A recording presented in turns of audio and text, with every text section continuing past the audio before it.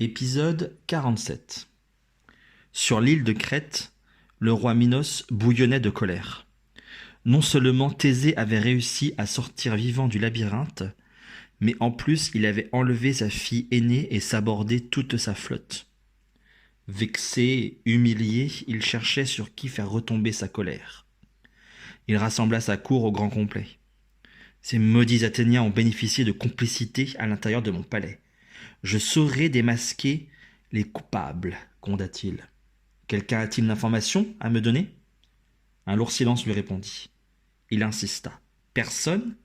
Personne n'a rien vu de suspect sous mon toit ? C'est alors que la petite Phèdre s'approcha du trône de son père et lui susurra quelques mots à l'oreille. Aussitôt Minos se leva et, désignant parmi la foule son architecte Dédale, il cria « Garde ! Saisissez-vous de ce traître !» Dédale se tenait là, l'air absent, comme absorbé par une idée, une invention en cours de création. De ses poches et sacoches débordait un fatras d'objets saugrenus et apparemment inutiles. Bouts de ficelle, débris de vaisselle cassée, plumes d'oiseaux, bouchons, cailloux. En entendant le roi hurler son nom, Dédale sursauta et sortit de sa rêverie. Mais il n'eut pas le temps de protester, il était déjà ceinturé. « Non !» s'écria une voix. « Lâchez-le, il n'a rien fait !» Celui qui protestait ainsi se faufila jusqu'à la troupe de soldats. C'était Icare, le fils de Dédale, l'ancien compagnon de jeu d'Ariane. En voyant surgir le jeune homme, Dédale fut épouvanté. Il connaissait la cruauté de Minos. Il fit signe à son fils de s'enfuir au plus vite. Trop tard. « Ah, tu veux rejoindre ton père ? Très bien, fils de traître !» aboya Minos. « Garde, jetez-les tous les deux dans le labyrinthe et verrouillez les portes. Dédale, ta construction sera ton tombeau. » Un rire mauvais secoua le roi. La foule murmura mais ne réagit pas. Dédale n'essaya même pas de se défendre. Lorsque les gardes l'emmenèrent, son regard croisa le regard de haine de la petite Phèdre. « C'est de ta faute si Ariane est partie !»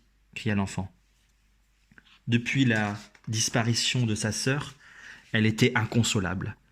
Elle avait vu Ariane sortir de la chambre de Dédale. Elle l'avait dénoncé pour se venger. Quelques minutes plus tard, les portes du labyrinthe se refermaient sur Dédale et Icare. On vit Phèdre pleurer devant les portes du labyrinthe.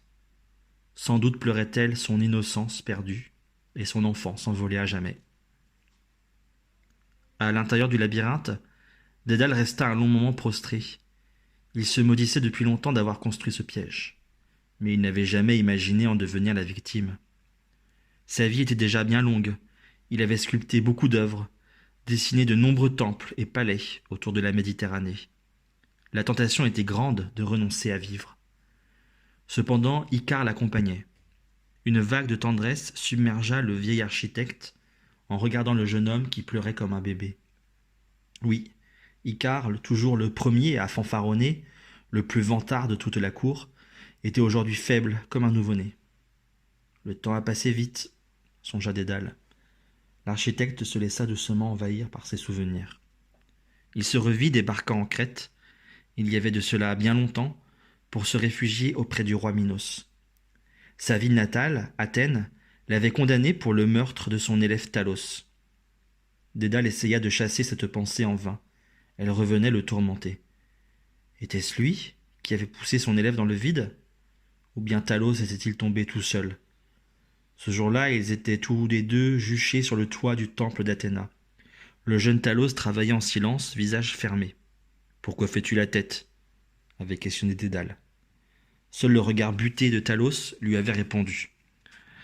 Agacé, Dédale avait insisté. « Mais parleras-tu enfin ?» Le jeune homme avait alors posé l'outil avec lequel il était en train de prendre des mesures et avait craché entre ses dents. « Maître, j'ai appris que vous racontiez partout avoir inventé cet outil merveilleux qui s'appelle une scie. On dit que vous en auriez eu l'idée en regardant une mâchoire de serpent.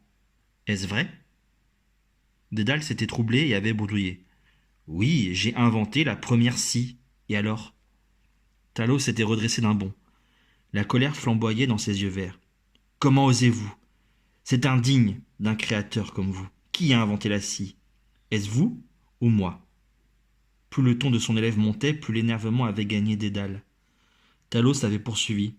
Quel besoin avez-vous de vous attribuer ma découverte? Avez-vous donc tellement peur qu'on vous oublie? Avez-vous à ce point besoin d'entrer dans l'histoire? Vous êtes un imposteur.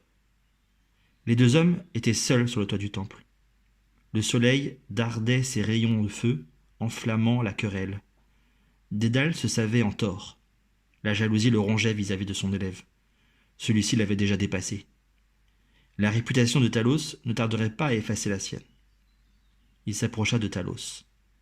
Qu'allait-il faire?